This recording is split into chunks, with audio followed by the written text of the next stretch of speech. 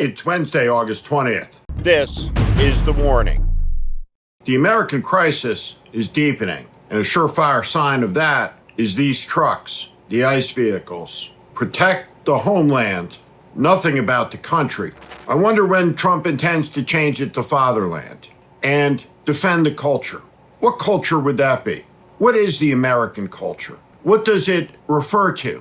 Is it the culture of Pete Hegseth's pastor, a man who believes that women should be subordinate, that they should be submissive, and that slavery is overstated as an evil? This is the first time we've had connections with as many people in national government as we do now, but this is not an ecclesiastical lobbying effort where we're trying to meet important people.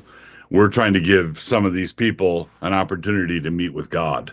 Wilson's church and the wider network believe and practice the idea that men and women have different roles and women should not hold church leadership positions. My wife votes, my daughters vote. If people rush to conclusions from what they heard on the CNN piece, that's a sad thing.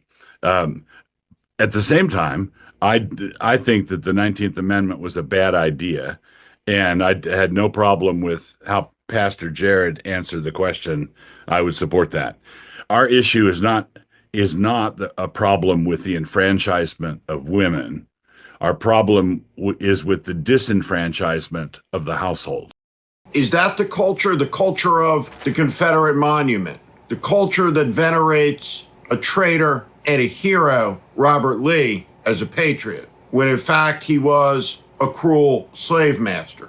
Is it the idea that January 6th, 2021 was like Lexington and Concord, as opposed to an insurrectionist mob attacking the citadel of democracy, the capital of the United States, and assaulting thousands of police officers with political extremists chanting, "Kill them," the N-word being shouted? The violence was real, and it led to the deaths of multiple police officers. Does it mean accepting the idea that the pardoned criminals are patriots? Does it mean bowing to the idea that masked men snatching brown people off of the street are somehow knights in defense not of a nation, not of a constitution, not of ideas about the equality of human beings? No, they're cleansers of sorts, cleaning the culture, the filthy inner cities that Donald Trump talks about, festooned with the homeless and the drug addicted and the brown and the black. That is the plain meaning of the Trump rhetoric. Listen to it. It's obvious, and it's plain as day. Our capital city has been overtaken by violent gangs and bloodthirsty criminals, roving mobs of wild youth, drugged out maniacs and homeless people, and we're not going to let it happen anymore. We're not going to take it. Trump is able to connect with the American people in a way that they understand, even if it is a different variant of English than the platitudes that spill over them from the pundits, from the politicians, or out from most of corporate media. The reality of this moment is Donald Trump has made perfectly clear who he is, including on a question as profoundly simple to understand as slavery, the greatest evil in the history of the United States, the ownership of human beings by human beings. And it persisted in this country until 1865. Not so long ago, there were Confederate veterans who lived into the 1940s, some into the 1950s. When you think about time, it's incredible to ponder. 10th President of the United States, John Tyler, who served in the Confederate Congress. John Tyler, a traitor to the United States, has a living grandson in 2025. Time that stands outside of our lifespans is not so far away, not so distant. And here's the reality. As Donald Trump instructs the Smithsonian that he's sick of museums that talk about how bad slavery was. The violations of human rights, human dignity, human freedom, these things must be remembered so they aren't repeated. So the great fog of amnesia that brings with it death behind it doesn't settle in.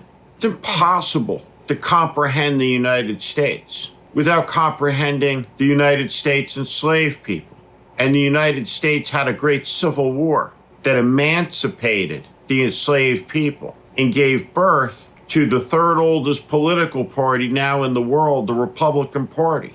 We once had a president named James Garfield who promised never to break faith with Black Americans. There was an image when slavery existed in America that shocked the conscience of the American people, because the myth was, even in the time, that most white masters were benevolent. And that propaganda was spread all over the North. And this photograph called Whipped Peter told the truth. Here are the images from Selma, Alabama, on Bloody Sunday, 100 years on from the end of slavery.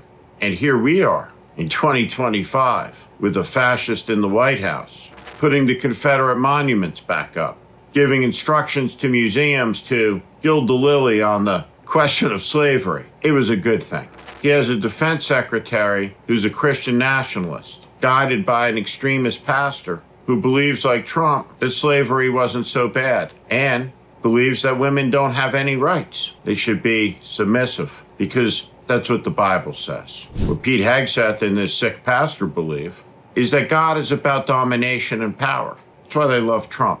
God is about love, and the United States is about justice. And these people are perverting things in the most obscene way that are great, that are glorious, that have been preserved at great sacrifice. And the tearing down of our ideas and our ideals does not come without a cost. It brings with it tremendous danger. And that danger is drawn closer every day as the masked men roll out in their cars promising to defend the culture. Until recently, defending the culture was the province of white supremacist groups and their flyers in northern Idaho. I suppose the next time they gather to burn a cross and look at those flyers, there'll be some satisfaction in knowing the journey has been a long one, but a successful one for that slogan as it's made its way from the filth of their propaganda to government vehicles. That's no victory for you and me. It's a tragedy for our children,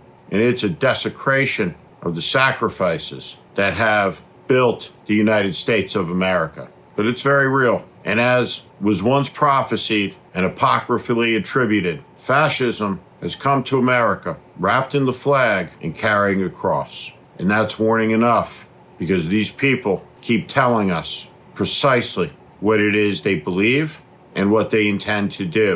And I guess it's fair to ask at a certain point why it is, when they say it in English, that no one in an English-speaking country can seem to understand a word. I'm Steve Schmidt. This is The Warning. I invite you to join this community where I promise to be honest, blunt, and direct about what is happening in this country. America is in crisis. Follow and subscribe to this channel and on Substack. Thank you.